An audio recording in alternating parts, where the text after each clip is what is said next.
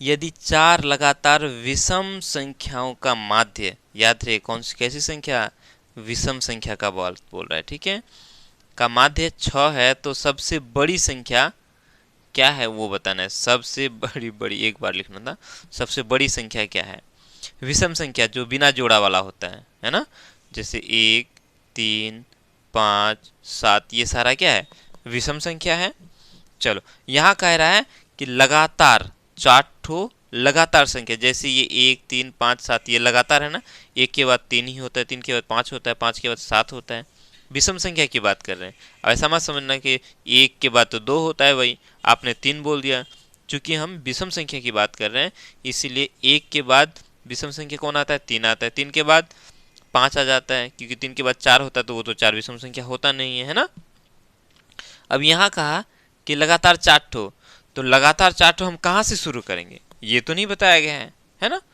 तो हमें नहीं मालूम कि वो पहला संख्या कौन सा है विषम संख्या, नहीं मालूम, मान लेते हैं वो पहला संख्या x है, मान सकते हैं ना, कहीं से भी हो सकता है, या हो सकता है कि अगर यदि 7 से शुरू होता है तो 7, 9, 11, 13 ये सब 4 ठो संख्या हो गया है ना।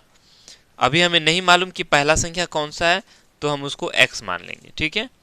अब दूसरा संख्या क्या होगा, जैसे ये पहला है तो दूसरा क्या हो जाएगा, इसमें हम 2 जोड़ देंगे, 1 में 2 जोड़ देंगे तो 3 मिल जाएगा, मतलब हम x में यदि 2 जोड़ देते हैं, x में यदि हम 2 जोड़ देंगे तो ये क्या हो गया, दूसरा संख्या हो गया, पहला उसके बाद ये दूसरा, जैसे 1 में 2 जोड़ेंगे तो 3 मिला तो ये दूसरा हो गया है ना।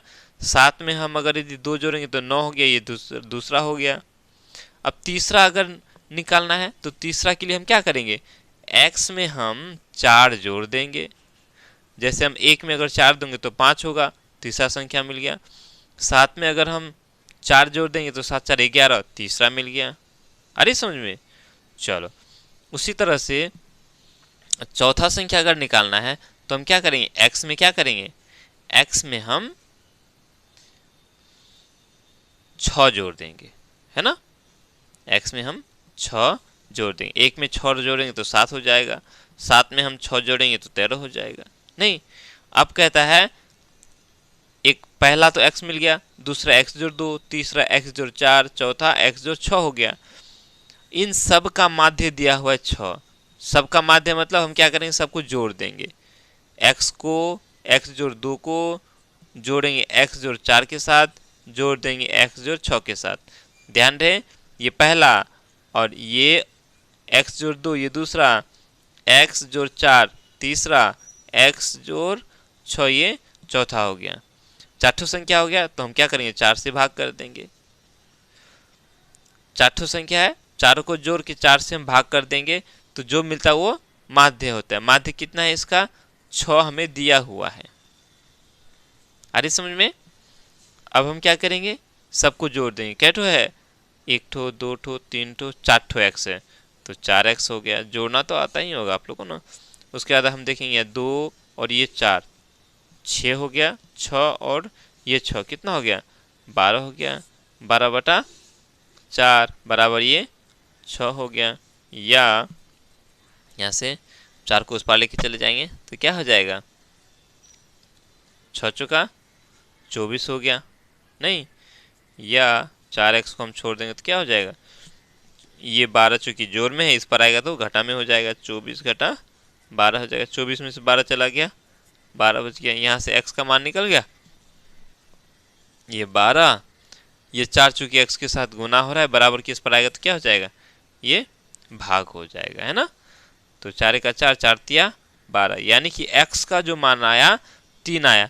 लेकिन हमें यहाँ x का मान नहीं पूछ रहा है, जो सबसे बड़ी संख्या है उसको बताना है। तो सबसे बड़ी संख्या कौन सा हुआ, सबसे बड़ी संख्या हुआ x जोड़ 6, यही ना हुआ।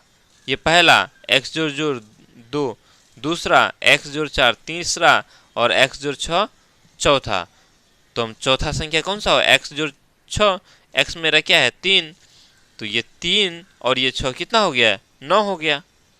यानी सबसे बड़ी जो संख्या है वो 9 है, ऑप्शन नंबर बी हो जाएगा।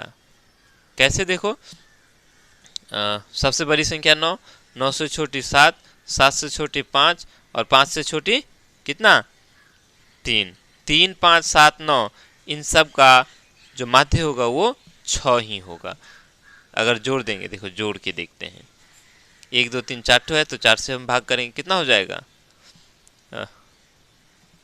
5 5 और 3 8, 8 7 15, ठीक है, 15 और 9 24, 24 बटाइए 4, तो 4 का 4, 4 6 24, 6 आया, यानी जो सबसे बड़ी संख्या होगा 9 हो जाएगा।